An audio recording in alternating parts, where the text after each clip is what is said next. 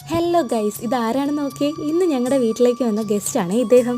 ഞങ്ങൾ എല്ലാവരും കൂടെ ആളെ അങ്ങ് പിടികൂടിയേ. ആദ്യം പിടിതരാൻ കുറച്ച് മടിച്ചു, കാരണം എന്ന് വെച്ചാൽ അതിന് ജീവഭയം ഉണ്ടേ. ഇവന്മാർക്കാണെങ്കിൽ അതൊരു ജീവനുള്ളൊരു കളിപ്പാട്ടം കിട്ടിയ ആർമാദത്തിലാണ്.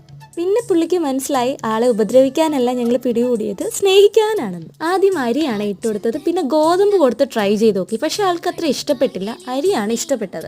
വെള്ളം വെച്ചു കൊടുത്തു, അതും വേണ്ട. ഇവന്മാർക്കൊക്കെ ഭയങ്കര സന്തോഷമായി അതിനെ കിട്ടാൻ വേണ്ടിയിട്ട് ഇങ്ങനെ കയ്യിലേക്ക്. പക്ഷെ കൊടുത്തില്ല, കാരണം വെച്ചാൽ കുറച്ച് സ്നേഹം കൂടുതലാണ് ഇവർക്ക്. ആദ്യം അതിന് ഞങ്ങളെ അത്ര പിടിച്ചില്ല കേട്ടോ, പേടിച്ചിട്ടായിരിക്കും. പിന്നെ ഞങ്ങളായിട്ടങ്ങ് സെറ്റ് ആയതിനു ശേഷം പിന്നെ പോകാനായിരുന്നു മടി.